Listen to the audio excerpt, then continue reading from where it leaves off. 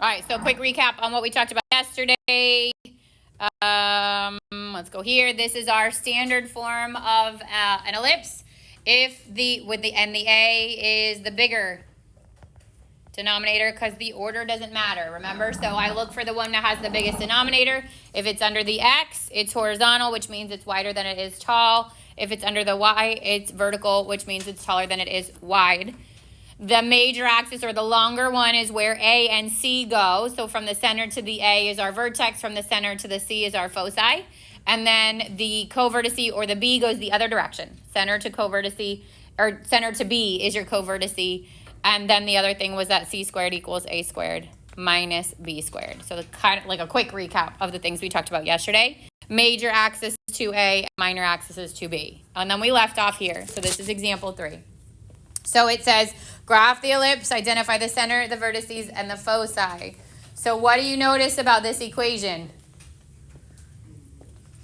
Is it in standard form? No. What do we got to do to get it in a standard form? Complete that square. Now we have to do it twice, right? Because there's two, we want to look at the squared terms, okay? If both squared term also has a corresponding term to the first power, for example, x squared and x, and y squared and y, that means we're going to complete the square twice. If I had an x squared and an x, but then I only had a y squared, I only have to complete the square once. That might happen. But if you've got them both, you're completing the square twice. So we're going to group together the x terms, x squared plus 6x. I'm going to leave this space because I want to fill it in, plus 4y squared minus 8y, leave the space, and then I'm going to bump that 9 to the other side. Then I look at my squared terms. If there's anything on them, I got to factor it out. There's nothing on the x, but there is something on that y squared term. So the x is going to stay as it is, but the y, I've got to take out that 4. So I'm going to divide both the y squared and the y by 4. And I get y squared minus 2y, leave the space, equals -9. With me so far? Yeah? Okay. Now I got to complete the square for both. So for my x term, I'm going to take that 6, divide it by 2. That's 3. 3 squared is 9. I add the 9 inside the parentheses on the left, and I add the 9 on the right-hand side. Repeat the process for the y. Take the 2. Again, we ignore the sign because we're going to square it. Ignore that sign. Get 2 divided by 2. It's 1. 1 squared is 1. Add it inside the parentheses. And normally I would add it to the other side, but I have to multiply by what I took out first. So now I'm adding 4.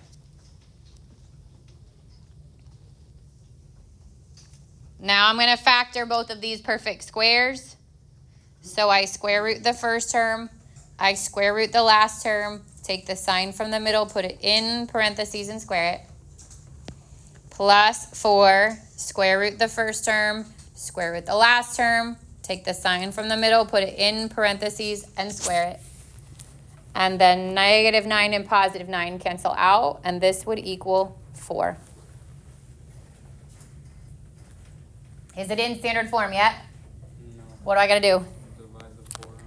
Good. It's got to equal 1. So now I get x plus 3 squared over 4 plus y minus 1 squared over 1. You don't need the 1, but the 1's going to help me to remember that that's one of the letters I need to focus on. Equals 1. Now tell me what you know about the ellipse. Center is -3, 1. Good. Center, -3, 1. Opposite of what follows x, opposite of what follows y. What else do we know? Good. How do you know it's horizontal? Good. Okay, so we know it's horizontal because the bigger base is under the x. That bigger base is your a. A squared is 4, which means a is 2. And then b squared is the smaller one, and that's 1, so b is 1. So I can start here. I can start with my center at -3, 1. And then because it's horizontal, I'm going to go right and left the A. Right to left 2 gives me my vertices. So my vertices are negative 5, 1 and negative 1, 1. You can either get that from your graph or from adding and subtracting the A from the X term on your center. Then the B is 1, so I go up and down 1, and those are my co-vertices. So the X doesn't change this time, it stays as negative 1, but I change my Y, which started as 1, by adding and subtracting 1. So negative 3, 2 and negative 3, 0.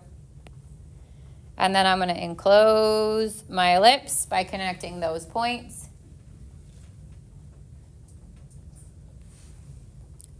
And then the last thing I got to get is my foci. How do I do that? Good. C squared equals A squared minus B squared. So C squared is 4 minus 1. C squared is 3. And C is the square root of 3. So if I want, sorry. Well, I'm going to add, C by itself is just root 3, but we are going to add and subtract it. So I'm going to take that and I'm going to go to the right. Root 3 is like 1.7. So if I wanted to draw it on here, I would approximate it to be about 1.7. That is C, distance away from the center. To get the coordinate points, I'm going to take my center, which was the negative 3, 1, and I'm going right and left because it's horizontal, which means my X is changing. So negative 3 plus and minus the square root of 3 and 1 would be the foci. Hi.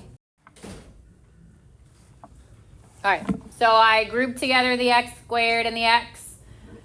So you got 4x squared minus 8x. Leave that space because you're going to fill it in. And then I grouped together the y squared and the y. You got y squared plus 4y. Leave that space because we're going to fill it in. And then I bumped the 8 to the other side. Then you have to take anything that's attached to the squares out. So I took out the 4. It comes off the 4x squared and the negative 8x. I would say that's probably the biggest mistake people make on these. And then I want to complete the square. So I did 2 divided by 2, which is 1, and 1 squared is 1. You add it inside the parentheses on the left. Add it to the other side, but you have to multiply by what you took out first, which means you're technically adding 4 instead of 1. Repeat it for the y squared. So 4 divided by 2 is 2, and 2 squared is 4. And then add that inside your parentheses. Add it to the other side of the equal sign. Then we factor. So leave the 4 on the front, square root first, last, and take the sign from the middle. And do it again, square root first, last, and sign from the middle. And then 8 plus 4 plus 4 is 16. It's got to equal 1, so I divided everything by 16. And you get x minus 1 squared over 4 plus y plus 2 squared over 16 equals 1. We good to here? Okay, so then tell me what we know about this ellipse. Center is what? 1, negative 2. Good. Opposite what follows x and opposite what follows y. What's the a squared? 16. It's vertical because the a squared is under the y. A squared is 16, making a 4. And again, it's under the y, so it's vertical, which means we go up and down that a. So when I plot my center, which is 1, negative 2, I'm going up 4 and down 4.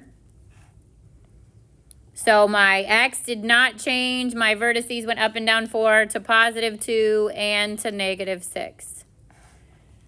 Then your b is 4, or your b squared is 4. B squared is 4, so b is 2. We're going right and left the b. So right 2, left 2. And that means my x is changing. So I'm going negative 1, negative 2, and positive 3, negative 2. And then make your ellipse.